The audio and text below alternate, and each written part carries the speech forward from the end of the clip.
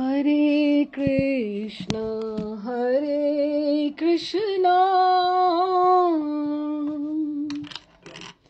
कृष्णा कृष्णा हरे हरे, हरे राम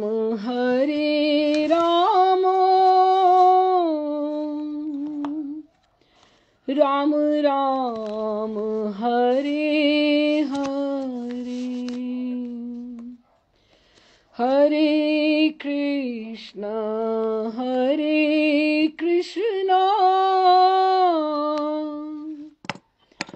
कृष्णा कृष्णा हरे हरे, हरे राम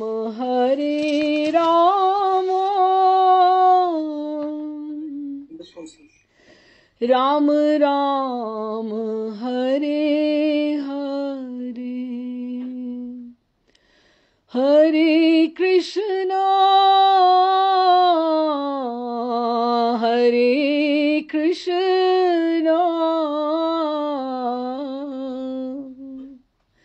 कृष्ण कृष्ण हरे हरे, हरे राम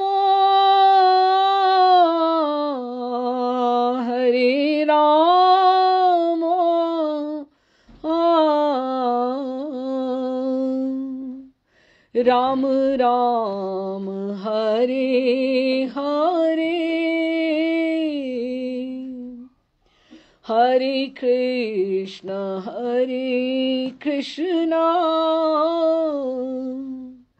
कृष्ण कृष्ण हरे हरे, हरे राम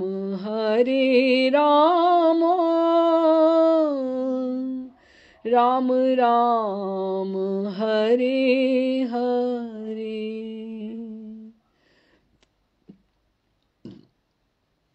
श्री कृष्ण चैतन्य प्रभु नित्यानंद, श्री अद्वैत गदाधर श्रीवासादि गौर भक्तवृंद, श्री रूप सनातन भट्ट रघुनाथ, श्री जीव गोपाल भट्ट दास रघुनाथ, एहि छै गोसाई कौरी चरण वंदन, यहाँ हईते विघ्नाशे अभीष्ट पुराण अभीष्ट पुराण।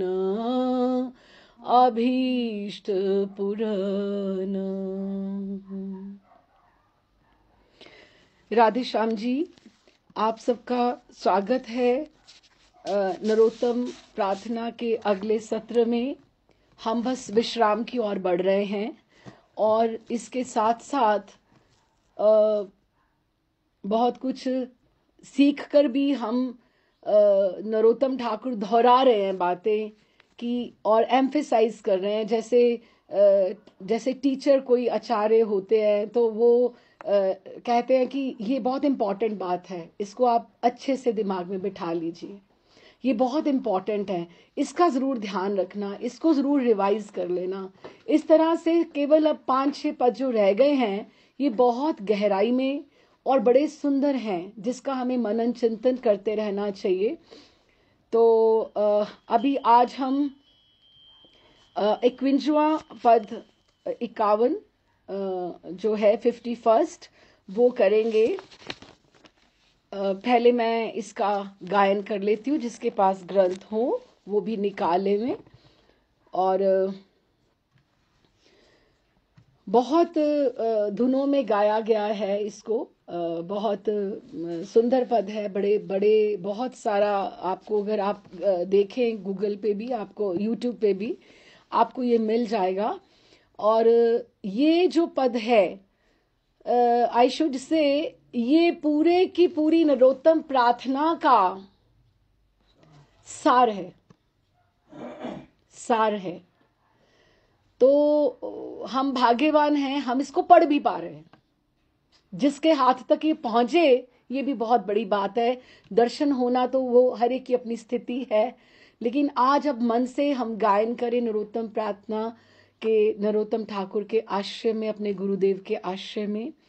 और मैं वही धुन ले रही हूँ जिसमें हमने पूरी का गान किया है, कोई नई धुन नहीं इसके लिए ले रही, हालांकि ये बहुत सारी धुनों में अवेलेबल है। तो वृंदावन रम्य स्थान, दिव्य चिंतामणि धाम, रतन मंदिर मनोहर, आवृत कालिंदी नीरे, राजहंस केली करे, ताहे शोभे कनक कमल, तार मध्य हिम पीठ,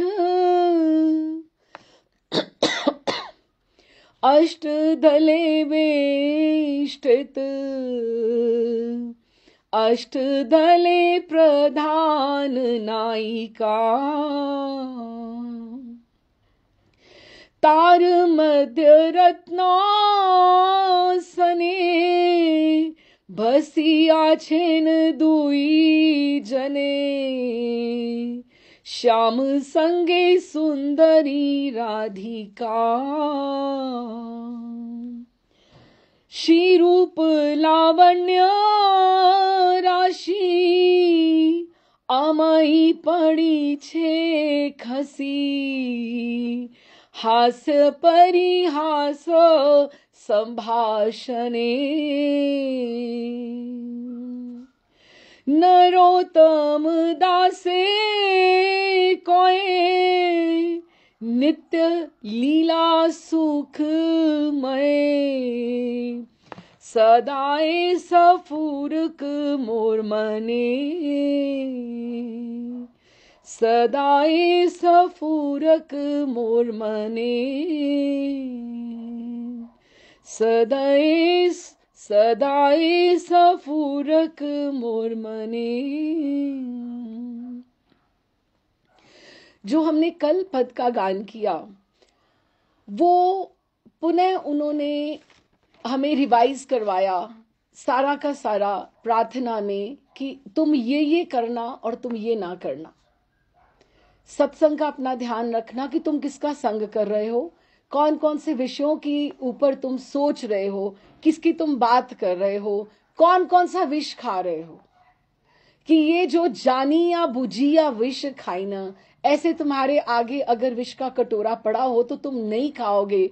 लेकिन भोगों की तरफ हम ऐसे बढ़ते हैं, हम नेग्लिजेंस जैसे इग्नोर कर देते हैं। ये पता भी है कि ये हमें कर्म बंधन में ये फांस लगने वाली है, तो फिर भी हम करते हैं। तो ये इतनी उन्होंने प्रार्थना करी, इतनी याचना करी, इतना वो रोए इसमें। और आखिरी पंक्ति जब उन्होंने बोला कि अगर मुझे ये सब सुख नहीं मिला जिसकी मैंने आशा करी और जो मेरे गुरुदेव ने जिसके लिए मुझे चुना था, तो नरोत्तम दास केन न गेल मरिया, तो मर क्यों नहीं गए। अब यहां तक पहुंच गए। हम करने को ये दोनों पद हम इकट्ठे एक दिन में कर सकते थे, लेकिन दोनों का भाव अलग है। और ये जो पद है, ये पूरा का पूरी नरोत्तम प्रार्थना का सार एक है। इतनी बड़ी पिक्चर है, पोर्ट्रेट है, जिसमें जिसने इसको पढ़ लिया उसने गौड़ीय प्रणाली को जान लिया। कितना ये सुंदर है। और तो नरोत्तम दास के ने न गेल मरिया, इसके पश्चात ये जो भजन की उत्कंठा थी कि मुझे ये हासिल क्यों नहीं हुआ इस जन्म में, तो महाप्रभु की करुणा इकट्ठी होकर जब आई तो उन्हें क्या दर्शन हुआ। अब ये सबसे सुंदर बात है, क्या दर्शन हुआ।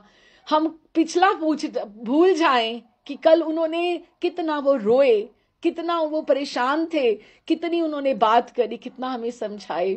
आज के चित्र को हम हृदय में उतार ले, हम उस झांकी को, और ये सत्य झांकी है, नित्य की झांकी है। उन्होंने आखिरी पंक्ति में भी कहा है, नित्य लीला सुखमय, नित्य लीला सुखमय। ये जो यहां पर है वो नित्य हो रहा है। और सदाए, ये सदय भी हो सकता है कि आप दया करके मेरे हृदय में ये स्फुरन कराते रहना, लेकिन यहां कह रहे सदा, सदाए सफुरक मोरमणे, मेरे मन में ये स्फुरना होती रहे। अब ये क्या लीला है, कैसे है?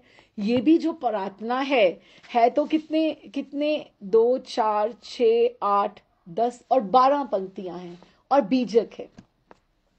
हमने पहले भी बीजक पद किए हैं। उसका हम क्या होता है कि जैसे कोई धनी यात्रा करना चाहता हो, है ना, कहीं यात्रा करना चाहता हो तो वो अपने साथ अपना सारा धन तो लेके नहीं जा सकता। 2 वर्ष के लिए गए, 3 वर्ष, उसने अपना सारा धन कहीं छिपा दिया, कहीं रख दिया। अब उसको वो खुद ही भूल जाए कि कहाँ। हमारे साथ तो घर में ऐसा बहुत होता है, हमें तो याद ही नहीं रहता कौन सी चीज कहाँ रखी है ना। तो वो बीजक एक लिखा जाता है, ये पेड़ है, ये उड़ता हुआ पंछी है, ये नाला है, ये झरना है, और ये है। ये बीजक वो धन नहीं है, लेकिन वो निर्देश है कि तुम पहले इधर जाना, फिर तुम इधर जाना, उससे तुम्हें सारी बात याद आ जाएगी। हमारे साथ रोज होती हैं ये बातें, होती हैं, ये निर्देश होता है। लेकिन उसकी सॉरी सहायता से उसको उस धन की प्राप्ति 2-3 वर्ष के बाद वो जब आए तो उसको उसकी प्राप्ति हो सकती है। वो बीजक अपने घर वालों को भी दे जाए तो वो भी वो सुरक्षित है कि उसमें समझाया गया है कि ये निर्देश है इस तरह से। तो इसमें उन्होंने क्या बोला है, वृंदावन, हम देखें एक बार सोच के क्या बोला है। एक है वृंदावन, रम्य स्थान है।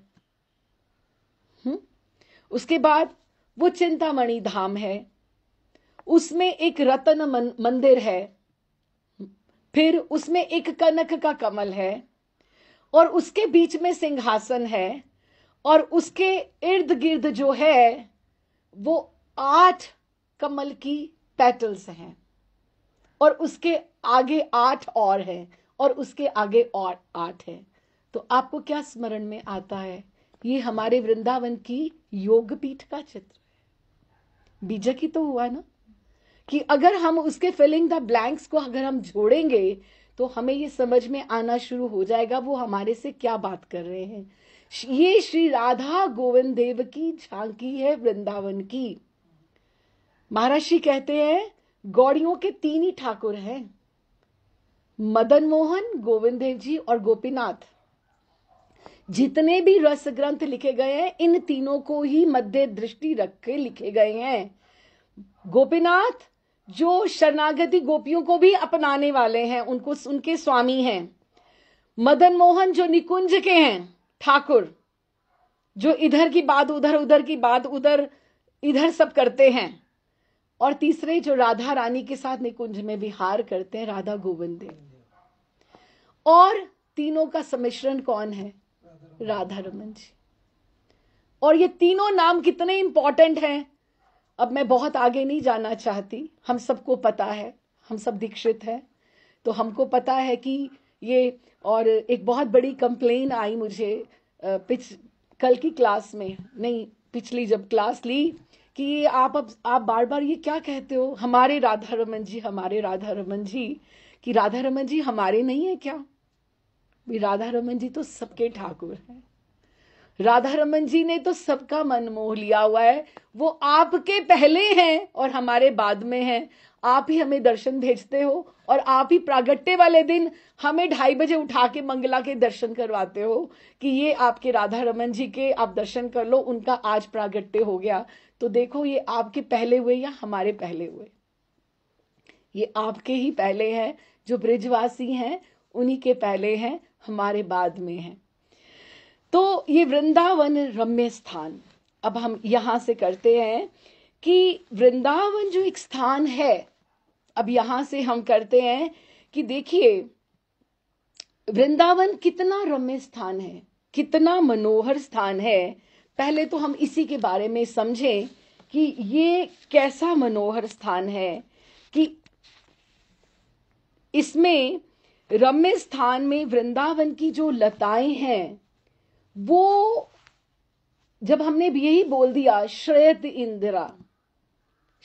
इंदिरा कि लक्ष्मी जी आकर सेवा करने के लिए एक एक पत्ते में, एक एक पुष्प में आकर बैठ गई हैं कि ठाकुर जी प्रियालाल जो मेरी सेवा स्वीकार करें।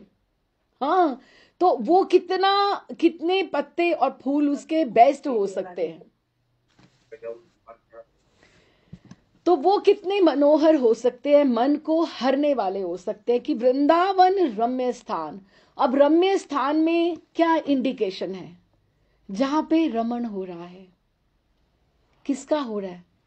राधिका का रमण के साथ रमण हो रहा है। ये राधा रमण का नाम आ गया बीच में कि वृंदावन रम्य स्थान। ये इसमें ये एडजेक्टिव भी है और वर्ब भी है, इसमें गति भी है, स्थिति भी है और विशेषण भी है। अगर हम देखें, एक स्थान है वो रम्य है, तो ये विशेषण आ गया रम्य, जिसमें रमन हो रहा है। इसका मतलब इसमें गति है, ये अभी भी हो रहा है कि वृंदावन एक ऐसा स्थान है रम्य।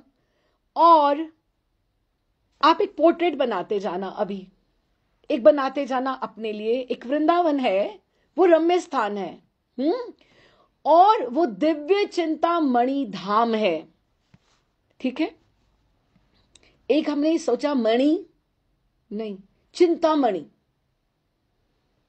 और उसके ऊपर भी दिव्य चिंतामणि। अब देखो, एक भी मणि हो कह के बहुत हो सकता था कि जैसे हमने नरोत्तम ठाकुर को एक बार लोकनाथ उन्होंने, उनके गुरुदेव ने बोला, हमने ये पहले भी बात की थी कि उन्होंने बोला कि मुझे कुछ कुछ कार्यों के लिए रज चाहिए होती, तो मेरा यहाँ पर रज इसको प्रयोग में लाने को मन नहीं होता, तुम थोड़ा दूर से रज ले आना। हाँ, कि जैसे बर्तन धोना है या शौच कार्य के लिए करना है, प्रयोग में लेके आना है, स्नान के लिए, मार्जन के लिए, या वैसे लेकर आना है। कि वृंदावन की रज सेवनीय है। तटिया स्थान वालों को जाकर देखिए, मदन टेरवाले महाराज जी ने कितना रज का सेवन बताया है। क्योंकि अगर जो हमारे में रजोगुण का नाश करने वाली है, उसको काटने वाली है, उसके बराबर का ही कोई चाहिए जो हमारा रजोगुण को सत्व बनाना है, तो उसको रजोगुण को रज से काटना पड़ेगा। इतनी रज की महिमा है। क्या करो रज को, उसका सेवन करो, मस्तक पे धारण करो, सिर पे धारण करो उसको, कि सबसे बड़ी रज रानी है। तो नरोत्तम ठाकुर घुमा किए, देखते गए 2 दिन के बाद लौटे। उन्होंने कहा, तुम कहां चले गए थे? तुम्हें मैंने रज लाने के लिए भेजा था।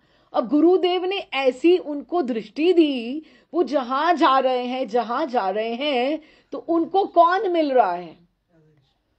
उनको प्रियालाल जी का विलासी दिखाई दे रहा है, उनको मणियां, चिंतामणि। आप यमुना जी के पुलिन में जाओ, अगर आप ध्यान से देखो, जैसे अभ्रक नहीं होता, शाइनी जो होती है चीजें, वो मिला होता है उसमें, जैसे किसी ने ऐसे उसको बालू को मिला दिया हो, अभ्रक जैसे होता है। तो वो पूरा का पूरा उसमें इतना वो उनको दिखाई दे रहा था कि वो जाते आगरा तक चले गए और 2-3 टोकरियां वहां से उठाकर लेके आए कि गुरुदेव ने आज्ञा करी है कि मुझे ऐसी रज चाहिए कि जिसको मैं कहीं भी प्रयोग में ला सकूं। तो उन्होंने जब पूछा, कहते मुझे तो यहाँ पे इतनी, जहां मैं जाता था, आज तो हमारा दुर्भाग्य है कि इतना सब, अब सोचे तो रज मिले कहाँ से? सेवा कुंज और निधिवन ही, यमुना पुलिन ही रह गए हैं, या श्रृंगारवट में थोड़ी उन्होंने रज सहेज के रखी है। लेकिन रज रानी की कितनी महिमा कहें, सब रज ही तो है।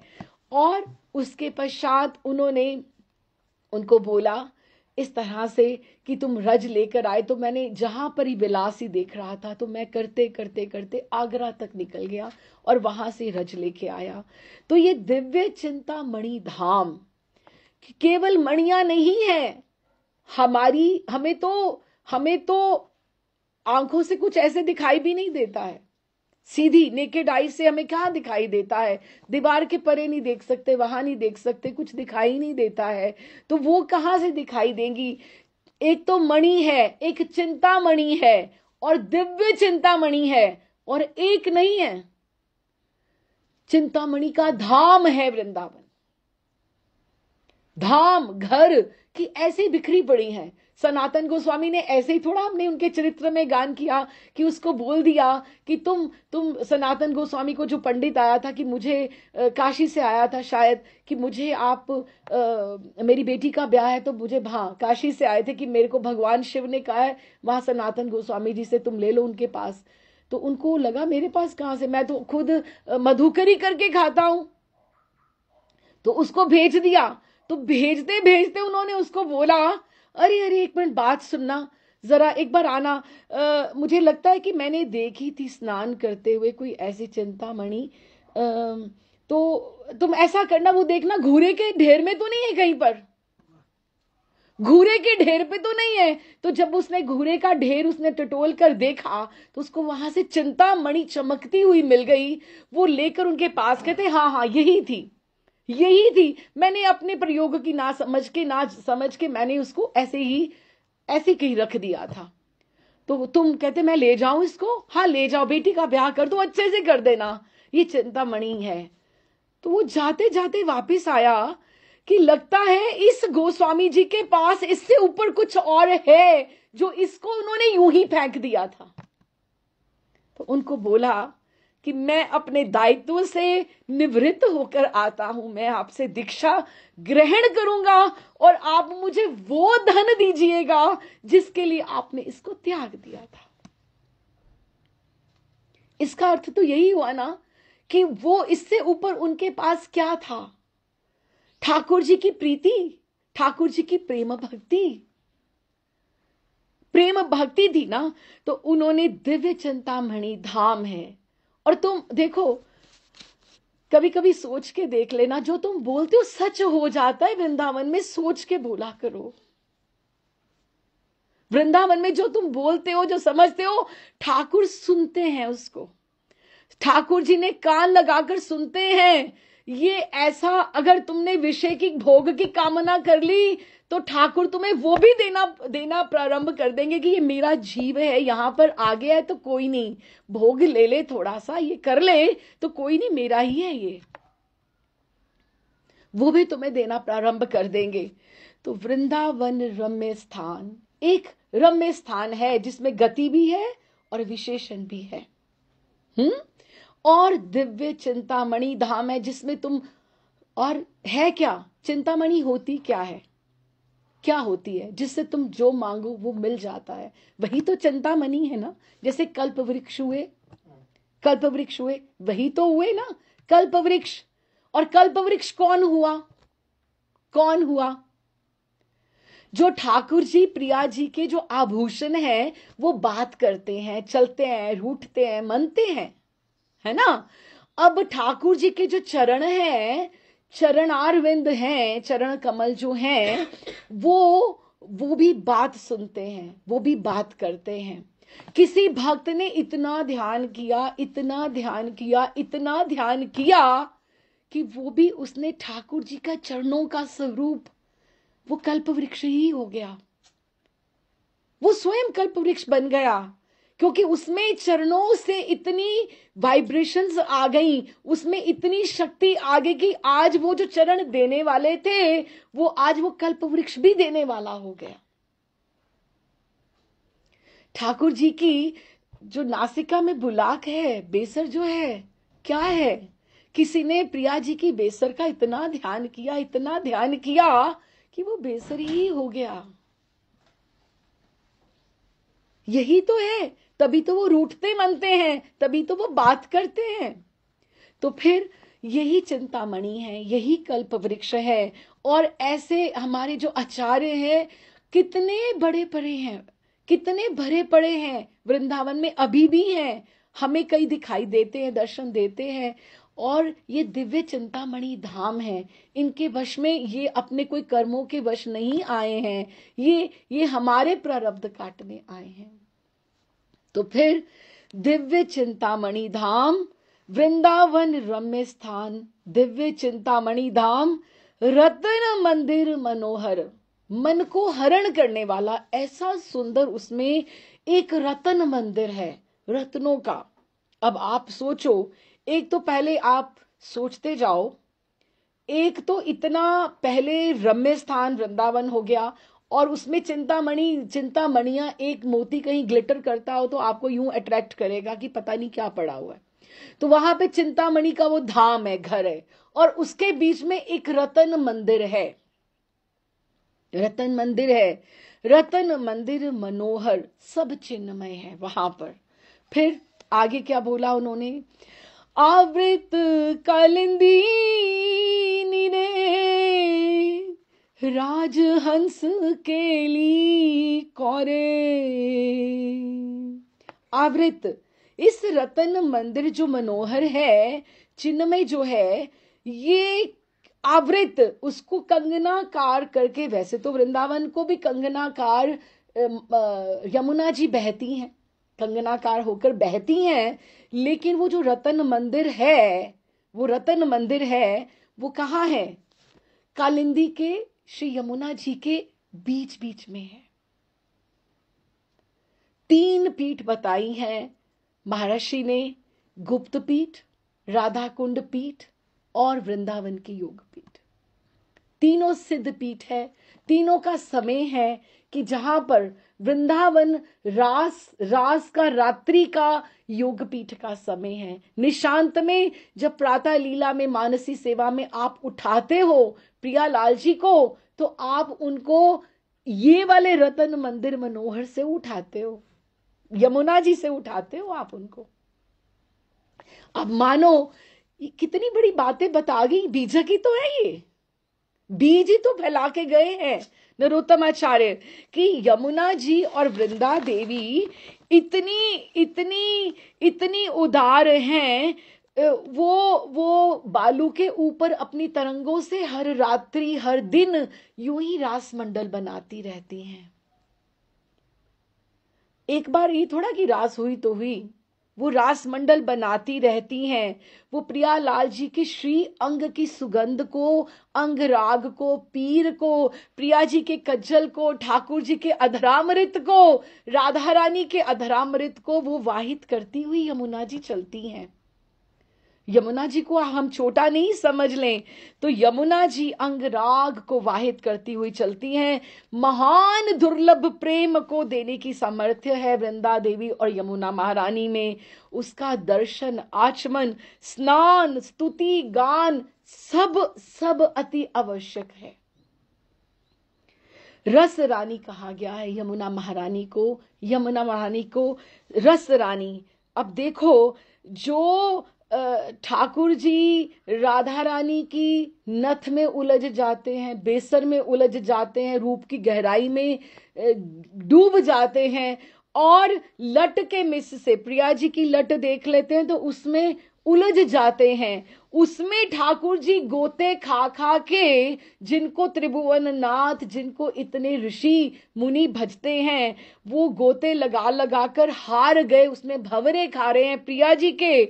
ऐसे मदन मोहन को हमें यमुना जी, वृंदा जी ने, हमें प्रिया जी ने हमें धनवान बना दिया है कि तुम आओ तो सही, तुम वृंदावन आओ, तुम मेरा आचमन करो, मैं तुम्हें ठाकुर और प्रियालाल जी को देती हूं।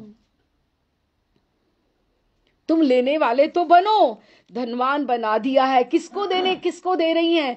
पुरातन परम पुरुष सनातन को उन्होंने क्या बना दिया है? नवल किशोर रसिक शेखर, जिसको वो प्रदान करती हैं। वो सन्यासियों के, त्रिदंडी सन्यासियों के जो कितने कितने बरस जो समाधि लगाकर बैठे हैं, उनकी समाधि में ना आने वाले। और यमुना जी कहती तुम आओ तो सही। महर्षि ने एक बहुत अच्छी बात कही। महर्षि कहते कि वृंदावन में जो आए ना, सबसे पहले उसको यमुना जी पे शरणागति दिलानी चाहिए। यमुना जी के पहले स्नान करो और फिर किसी मंदिर का दर्शन करने जाओ। कितनी सुंदर बात है। यमुना जी की शरणागति कितनी बड़ी बात है। पुष्टि मार्गियों में भी, राधा वल्लभियों में भी, आप किसी भी सांप्रदाय यमुना जी को सारे लेकर चलते हैं। तो यमुना जी का तो ये आवृत कालिंदी नीरे, उस रतन मंदिर मनोहर जो है उसको आवृत करती हुई चलती हैं। और वो जो आवृत कर रही है ना, उसको उसमें राजहंस केली करे, राजहंस उसमें चलते हैं, केली करते, खेलते हैं, ऐसे स्प्लैश करते हैं, ऐसे स्प्लैश करते हैं। और जब वो स्प्लैश करते हैं तो उसमें जो कमल होते हैं वो भी ऐसे ऐसे हिलते हैं।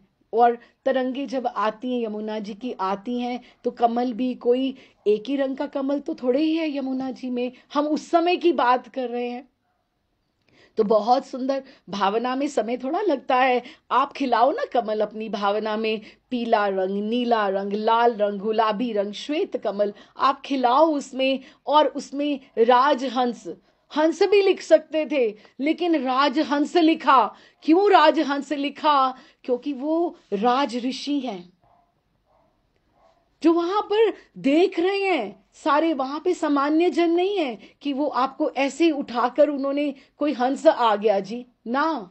वहां तो वृक्ष भी अपना, जो वृंदावन में है, अपने आप को भाग्यवान मानते हैं, लेकिन फिर भी कहते हैं हम भाग्यवान तो हैं लेकिन हम पशु पक्षियों की तरह भाग्यवान नहीं हैं, हम मोर की तरह, हम शुक की तरह भाग्यवान नहीं हैं। क्योंकि ठाकुर जी जब वनचारण के लिए आते हैं तो हम कोसते हैं अपने आप को कि हम स्थिर क्यों हो गए, हम स्थावर क्यों हो गए, हम चलायमान क्यों नहीं है कि कोई आ रहा है हमें मिलने के लिए, हम भी आगे बुझाएं फैलाकर आगे हम बढ़कर उसको मिलें। पशु पक्षी किस तरह से ठाकुर जी को दूर से देखते हैं, गैया चारण के लिए आए हैं तो ठाकुर जी के लिए यूं उड़ के जाते आगे, मोर कूदता जाता है, भागता जाता है, पंख फैलाता जाता है कि ठाकुर जी आए हैं, ठाकुर जी आए हैं। तो वो वृक्ष बेचारे, लताएं पताएं यूं ही खड़ी रह जाती, वो सोचते हैं कि हमारा ये तो अच्छी बात नहीं है कि हम आगे आगे फैलाकर अपनी बुझाएं, पर चलो जो जो हमें सेवा दी है वृंदा देवी ने, हम करेंगे। तो फिर आवृत कालिंदी नीरे राजहंस केली करे, उसमें राजहंस केली करते हैं, खेलते हैं। वृंदावन में कोई सूखा सूखा नहीं है, सब रसमय है। हाँ, और राजहंस प्रसन्नता से केली करे।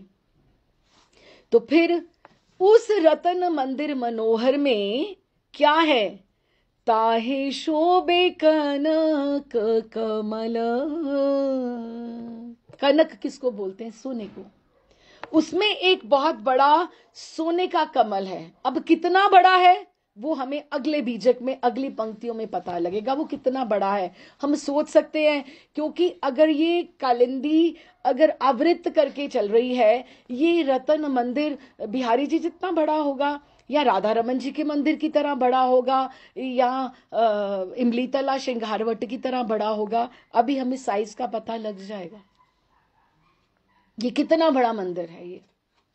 फिर ताहे शोभे कनक कमल, उसमें एक कनक का, सोने का कमल है और स्वर्ण का गोल्डन रंग है, और उसके बीच में क्या है? तार मध्य हेम पीठ अष्टदले वेष्टित, अष्टदले प्रधान नायिका।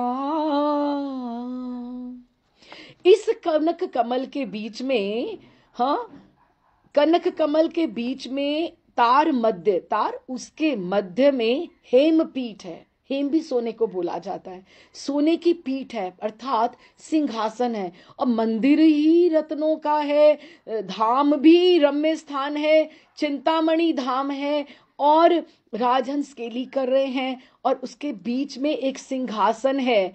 और सिंहासन पे तो अभी नहीं बताया, लेकिन उसकी ये जो कनक का कमल है, सोने का कमल है, उसकी पेटल्स हैं अष्टदले, 8 पेटल्स हैं।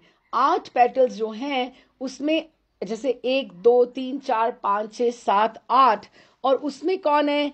अष्टदले प्रधान नायिका, उसमें प्रधान नायिका वहां पर विराजित है, प्रधान नायिका वहां पर विराजित हैं। एक बार हम उनको प्रणाम कर लें। ललिता, विशाखा, चित्रा, इंदुलेखा, चंपकलता, रंग देवी, तुंग विद्या, सुदेवी। श्री ललिता जो सबसे बड़ी है, ललिता, विशाखा, चित्रा, इंदुलेखा, चंपकलता, रंग देवी, तुंग विद्या, सुदेवी, ये हमारी अष्ट सखियां हैं जो प्रधान नायिका हैं, जो वृंदावन में प्रिया प्रीतम का निकुंज का विहार है ना, यही विलास है और ये सखियों की प्रसन्नता के लिए ही है।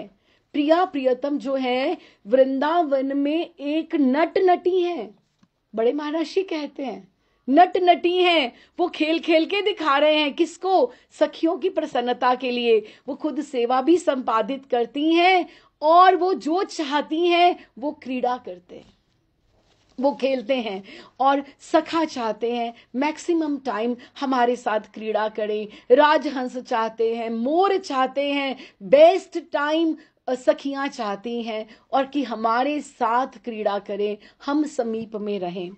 और ये कितना रम्य स्थान है। अब ये रम्य में बहुत कुछ आ गया, ये मनोहर में बहुत कुछ आ गया। जहां यमुना जी होंगी, एक बार हम सोच के देखें, थोड़े हमारे चित्र में अभी और गैप्स हैं। हम देखें जहां यमुना जी होंगी, जहां रिवर होगी, वहां पर क्या कितने पेड़, कितने वृक्ष होंगे, कितनी लता पता होंगी, कितने पुष्प होंगे। ये तो हमें दिखाई नहीं दे रहा क्योंकि हमारे जो नेत्र हैं, हमारे सीमित है हमारी शक्ति, हम नहीं देख पा रहे कि उधर क्या है। लेकिन उसमें कितना सुंदर है। अगर जितने आप देखो, जितने जो लता पता है, प्रवाल मणियां, लाल पुष्प, कांति युक्त, इस तरह से वो वहां पे जो यमुना जी का जो किनारा है, कितना सुंदर। एक हम थोड़ा सा उसका झलक लेते हैं। प्रबोधानंद सरस्वती पाद लिखते हैं श्री वृंदावन महिमामृतम में, कितना सुंदर महिमामृतम, कितना वृंदावन की महिमा के ऊपर ही ग्रंथ है, जिसके हमें आजकल कुछ ही भाग अवेलेबल है, नहीं तो लिखा तो कितना गया था।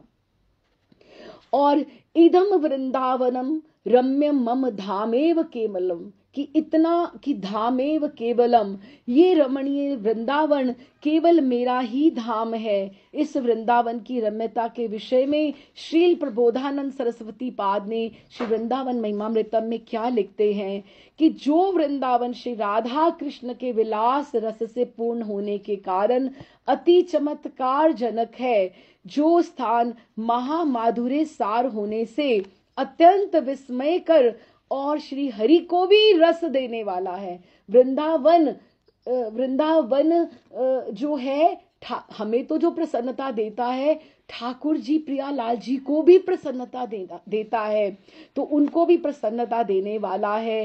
ये श्रृंगार रस की पराकाष्ठा है। अप्राकृत उन्नत उज्जवल रस से पूरी तरह वो रमणीय है। ये सब वर्ड्स रम्य में ही आ रहे हैं। जो भगवान सहित शेष जी जो हैं, इसकी गुण राशि का वर्णन कर पार नहीं पा सकते हैं। उसी वृंदावन का मैं अहर्निश सम्यक रूप से सत्व करता हूं, स्तुति करता हूं। और अगर हम कहें प्राण वृंदावन, सर्वस्व वृंदावन, लाडली वृंदावन, मेरो वृंदावन, तो इसमें कौन सी बड़ी बात है? प्यारो वृंदावन, दुलारो वृंदावन, कि वृंदावन वृंदावन वृंदावन। कभी कभी मुझे समझ नहीं आता, हमारे इष्ट वृंदावन है या प्रियालाल जी हैं, कि वृंदावन से, और जिनका मन अटका है वृंदावन में, उसको ये सोचना कठिन हो जाता है कि तुम्हारा वृंदावन इष्ट है कि तुम्हारा राधा रानी और प्रियालाल जी तुम्हारे इष्ट हैं। तुम वृंदावन को स्वीकार करो, वृंदावन तुम्हें स्वीकार करेगा। दिव्य चिंतामणि धाम का सब कुछ दिव्य है। जब उन्होंने बोल दिया दिव्य चिंतामणि धाम, तो उसमें कुछ नॉर्मल चीज होगी क्या, ऑर्डिनरी होगी क्या? उसका दिव्य का सब दिव्य है। अब ब्रांडेड दुकान पे चले जाओगे तो सब ब्रांडेड ही मिलेगा ना, अब उसमें बीच में थोड़ा ऐसे मिलेगा। जब उन्होंने दिव्य चिंतामणि धाम बोल दिया तो उसमें अब राजहंस भी, नौका भी, ये भी वो भी, फूल पुष्प लता सभी तो दिव्य होंगे। अब उसमें कुछ बीच में थोड़ा कोई लग जाएगी कोई और चीज। तो फिर श्री वृंदावन की दिव्य दिव्य विचित्र पुष्प फल युक्त बहुत वृक्ष लताएं, दिव्य अति दिव्य बहुत, और क्या, मयूर, कोकिल, शुक आदि पक्षियों का आनंदोत्सव ध्वनि। जितने आप देखो, जितना जल होगा, जितने वृक्ष होंगे, उतने पक्षी होंगे, उतने वहां पे नेचर में खग, मृग, मोर, पिक, सारी सब होंगे, और जितने पुष्प होंगे उतने भंवरे भी तो होंगे। सबसे सब कनेक्टेड है ना। ऐसे दिव्य चिंतामणि धाम क्या, तो सर्व अभीष्ट प्रद शुक आदि पक्षियों की, फिर उनकी ध्वनि, ध्वनि की अगर हम बात करें तो ध्वनि क्या है, ध्वनि क्या है, ध्वनि क्या बोलते हैं? एक बार सोचे, महर्षि बताते हैं कि छोटी छोटी चिड़िया जब गाया करती थी, जब परिक्रमा में आप, अभी तो बहुत शोर हो गया, या सुबह सुबह जाओ या रात्रि में जाओ, परिक्रमा का वही समय है, ओहो ओहो ओहो, इसका अर्थ क्या है? जयती जयती जयती। कौन? वृंदावन वृंदावन वृंदावन, ये बोलते हैं पक्षी। फिर क्या बोलते हैं उसको? कुआ कुआ कुआ। क्या अर्थ? कौन मधुर, कौन मधुर। जीत रहे हैं राधा रानी या ठाकुर, दोनों में से कौन मधुर? और फिर बोलते हैं क्वावा क्वावा क्वावा, कि यही है, यही मधुर है, यही मधुर है, वो यही रहते हैं। और फिर बोलते हैं, मोर आकर बोलते हैं, ध्वनियां हैं पक्षियों की, केका केका। क्या? कौन मान उठा सकता है हमारी राधा रानी के लिए? तो राधा रानी का मान का पर्वत कौन उठा सकता है? तो वो क्या बोलते हैं? फिर बोलते हैं क्वावा क्वावा, कि हमारे कृष्ण के बिना कोई नहीं उठा सकता, यही उठा सकते हैं। ये हम उधर पुष्प मंदिर मनोहर के इर्द गिर्द ही घूम रहे हैं। बीच में जाने के लिए हम थोड़ा वातावरण तो बनाएं, हम कैसे बीच में चले जाएंगे? फिर गुटरगू जो पक्षी होते हैं, देखो कितना सुंदर, वो बोलते हैं ना, पिजन्स, कबूतर जो होते हैं, गुटरगू गुटरगू, क्या बोलते हैं? माधव तू, केशव तू, माधव तू, उसको आवाज दे देते हैं गुटरगू में ये शब्द लेने का, माधव तू, केशव तू, कि यहां पर उसका ही है। तो ये जयती जयती करते करते सारे के सारे जो हैं इधर उधर पक्षी जो हैं जो घूमते हैं, तो उसी ये कंचन दिव्य दिव्य बहुत से सरोवर, नदी, पर्वत आदि शोभित नए नए कुंज, अभी तो हमने कुंजों का दर्शन नहीं किया है, और इनके इनके यमुना के किनारे कितनी लीलाएं लिखी गई हैं जो निकुंजों में है। कितने निकुंज हैं यमुना के किनारे में? निकुंज कैसे बनेंगे? जब हम ये बोलते हैं, हम जब ये बोलते हैं अशोक वृक्ष वल्लरी वितान मंडप स्थिते प्रवाल ज्वाल पल्लवे प्रभानुधाग्नि कोमले, जब हम ये राधा कृपा कटाक्ष का श्लोक बोलते हैं, प्रिया जी तो रहती ही वहां पर है। वितान लताओं का ही मंडप बना हुआ है जहां पे निकुंज भूविलासनी, वो तो रहती वहां पर है। ये निकुंज का नहीं अभी दर्शन कर रहे आप। निकुंज में तो पत्तों और पेड़ों और लता पता पुष्पों के अतिरिक्त कुछ और है ही नहीं है। और फिर हर सखियों का अपना अपना रंग है कि जिसका अब हम उसमें ये सारी स्टडी है। अगर हम जाएं, चित्रा जी का निकुंज कौन से रंग का है, तुंग विद्या जी का कौन से रंग का है, उसकी कलर स्कीम क्या है। आप किसी के घर में ही चले जाओ तो कितना कलर स्कीम होती कि इनके घर में कमरे में ये कलर स्कीम है। तो निकुंज सखियों का दिव्य चिंतामणि धाम है, तो ऐसे ही तो नहीं होगा। निकुंज जो है वो सबके अलग अलग होते हैं। तो फिर नए नए कुंजों और दिव्य कंचन रतन भूमि ने मुझे मोहित कर लिया है। किसको? 10,000 सन्यासियों के जो मठाधीश थे, प्रबोधानंद सरस्वती, सब अपने ग्रंथों को पीछे करके वृंदावन सब त्याग कर आ गए। गोपाल भट्ट जी के चाचा जी, और उन्होंने ग्रंथ जो राधा सुधानिधि लिखा और वृंदावन महिमामृतम लिखा, चैतन्य चंद्रामृत लिखा, यो इस समय गौड़ीय साहित्य के स्तंभ हैं। तो उसी दिव्याति दिव्य सर्व अभीष्ट प्रद चिंतामणि धाम में मनोहर रत्न मंदिर शोभा पा रहा है। और वह रतन मंदिर कालिंदी के प्रवाह से आवृत है, अर्थात कालिंदी का जो मूल प्रवाह, और उसको बहुत सारी नदियां छोटी छोटी मिल रही हैं। निर्झर द्वारा चारों ओर से घिरा हुआ है। यमुना जी के श्याम जल है। हाँ, श्याम जल में राजहंस खेल रहे हैं और स्वर्ण कमल वन शोभा पा रहे हैं।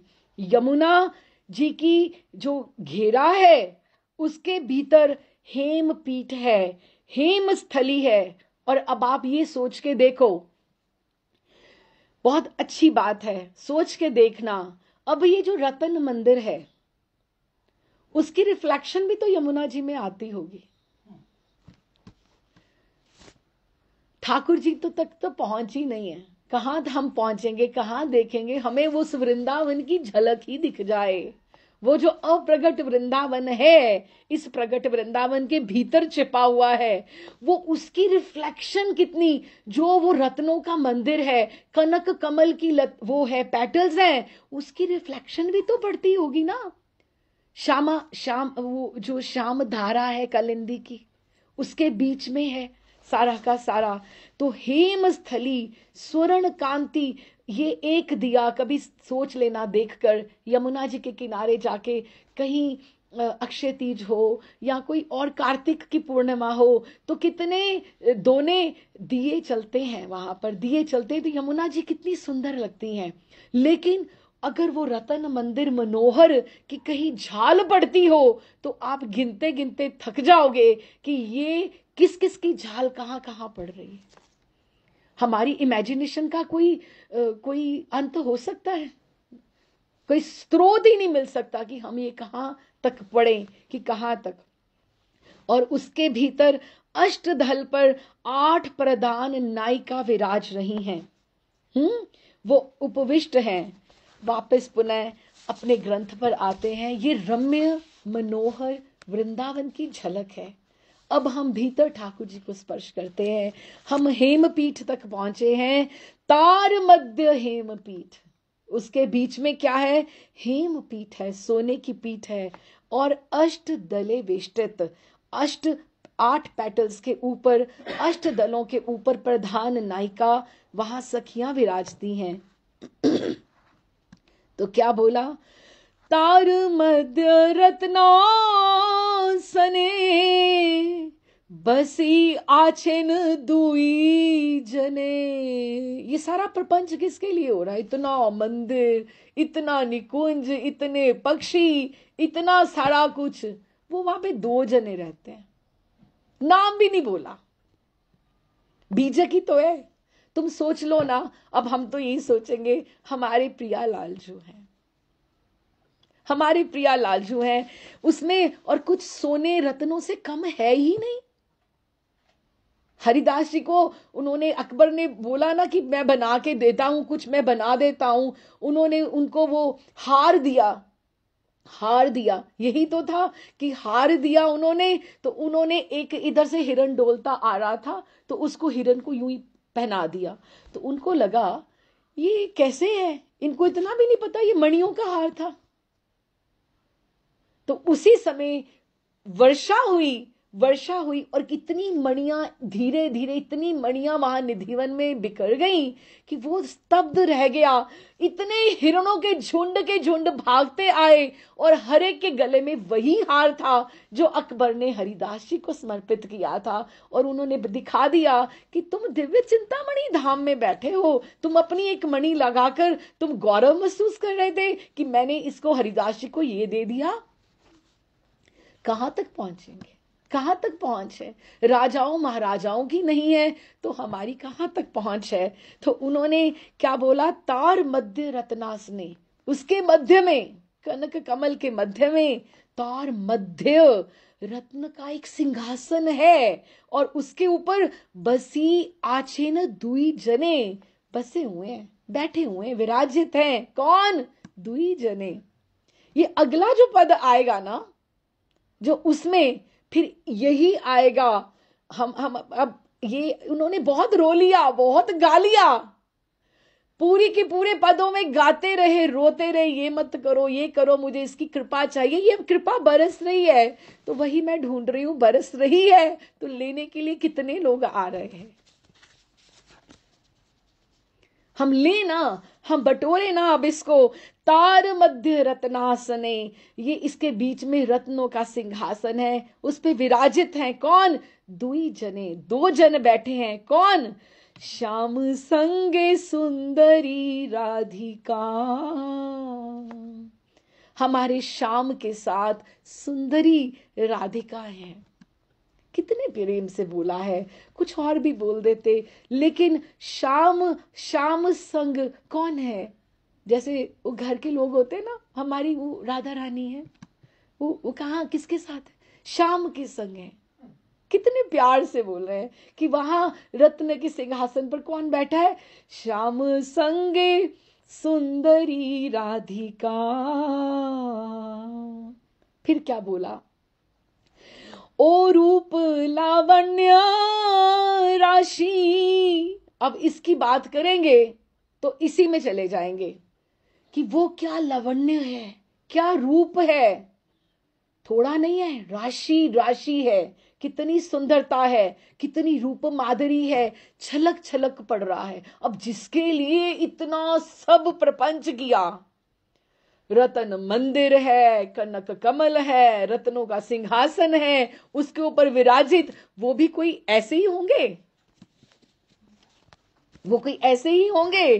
तो फिर राधा गोविंद देव हैं, वो हमारे राधा रमण हैं, वो श्याम सुंदर हैं, राधिका के संग हैं। और ओ रूप लवण्य राशि कह रहे हैं, ओ रूप, ओहो ऐसे बोल रहे हैं। वो रूप लवण्य राशि कैसा है? कहते हैं मैं आपको एक ही बात में बताता हूं। ओ रूप लवण्य राशि, वो राशि राशि है।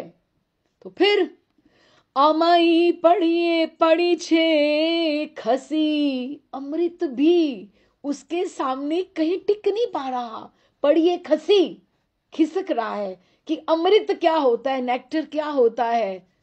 Sorry, I can not put into words. दो शब्दों में उन्होंने कहा है अमृत। अब चीनी ढूंढो, गुड़ ढूंढो, उसके ऊपर शहद ढूंढो, उसके ऊपर मध ढूंढो, कितना तुम पूछ लो, अमृत का अमृत। तो वो भी उनके रूप और लवण्य राशि राशि के आगे वो अमृत ने भी हाथ खड़े कर दिए, खिसक गया कि अमृत मुझे पूछेगा कौन?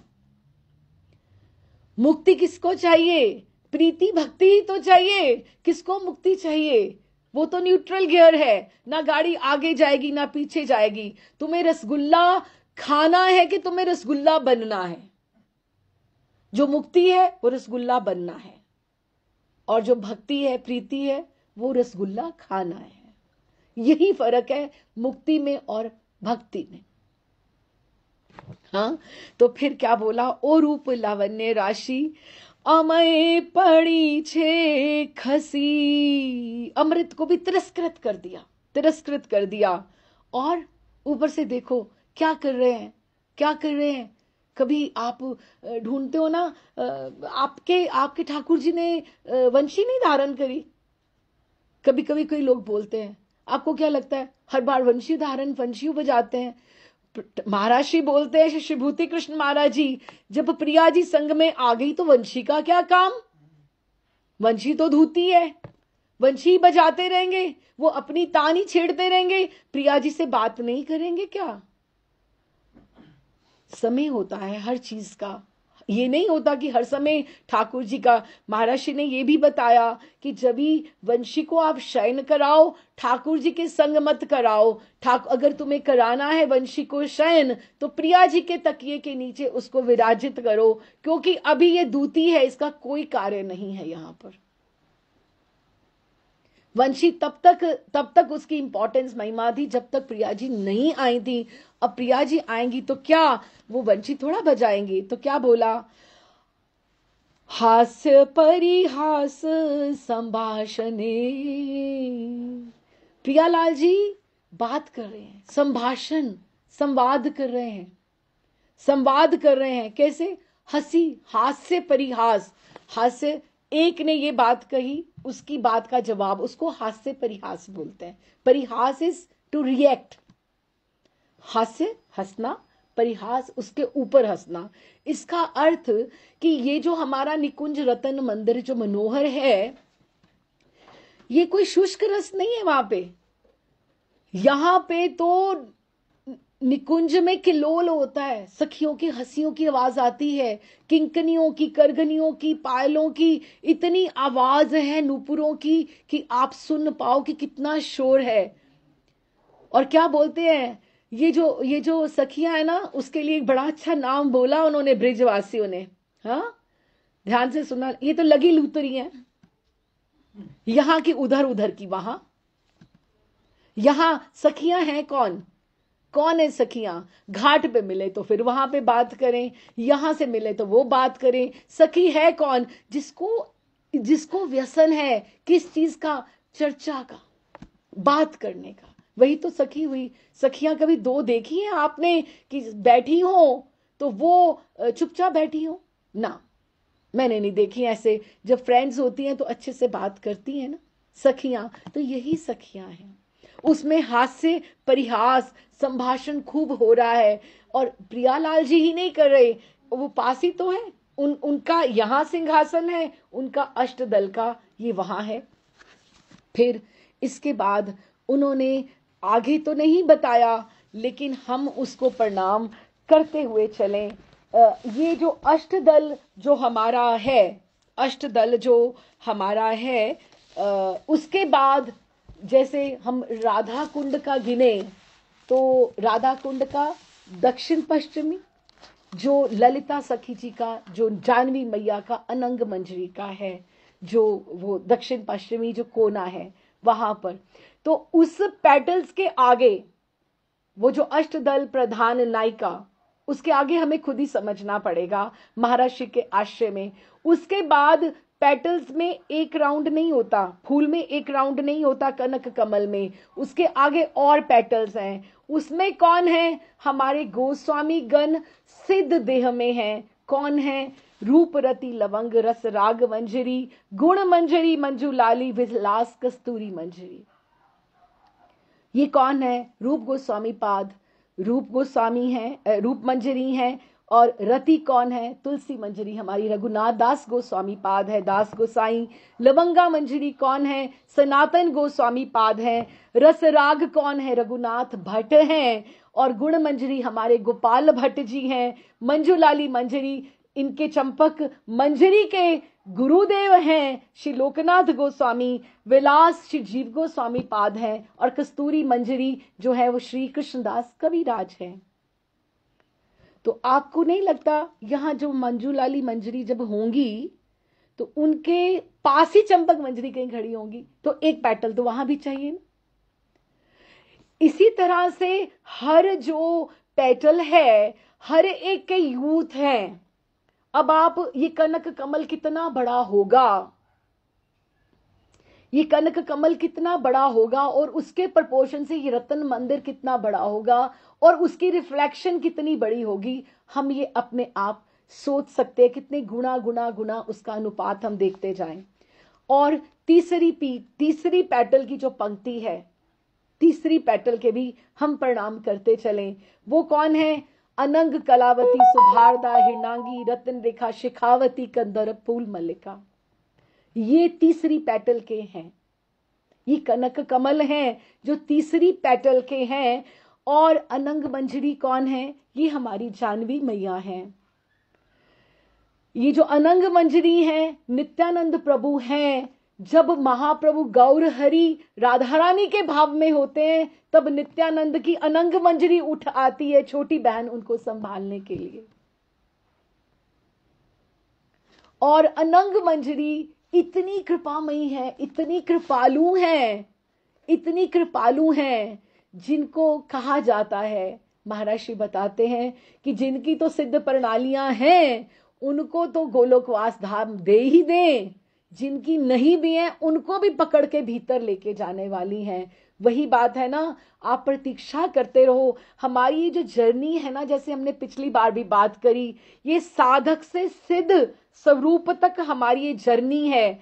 अभी हम साधक देह से अपने प्रयास से अपने गुरुदेव की कृपा से कहां तक पहुंचते हैं और हम कहां तक हमें पहुंचना है, ये हमें कृपा गुरुदेव ही खींच के लेकर वहां जाएंगे। हम लोहे हैं, स्पर्श मणि ने छुआ दिया है, लेकिन अभी हमें आगे आगे आगे आगे हमें बढ़ना है। तो फिर ये अनंग कलावती सुभारदा हिरणांगी रत्न रेखा शिखावती कंदर फुल मल्लिका, ये तीसरी पेटल की ये सखियां आई।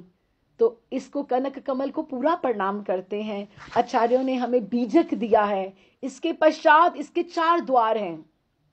कनक कमल को हम पूरा प्रणाम करें, राजहंस को भी प्रणाम किया, तो इसके 4 द्वार हैं। वृंदा, ललिता जी की तरफ वृंदा देवी हैं, वृंदा, वृंदारिका, मेनका, मुरला, जो द्वार के ऊपर हैं वो प्रवेश देती हैं। और ये निकुंज, जो ये कनक पीठ, जो ये सारी की सारी जो योग पीठ है, इसके 4 वृक्ष कोने पे है।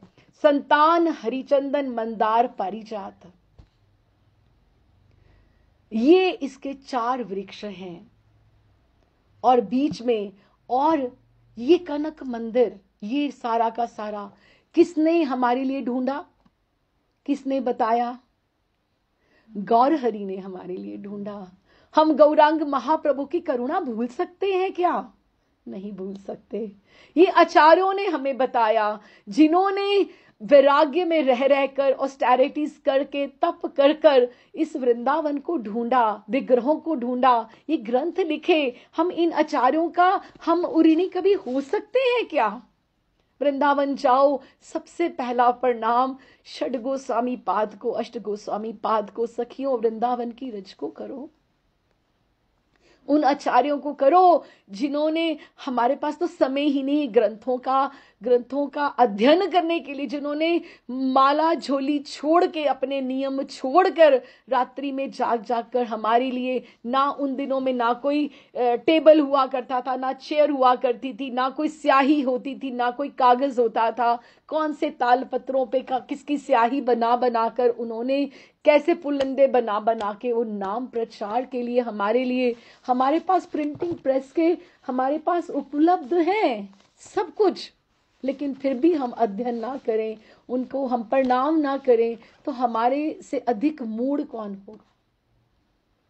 फिर तो वही बात है ना, रतन, जो पिछले बार कल हमने बात करी है कि प्रेम रतन धन है लाए हराइनु, कि प्रेम रतन तो मिला था लेकिन केयरलेसली, लापरवाही में खो दिया।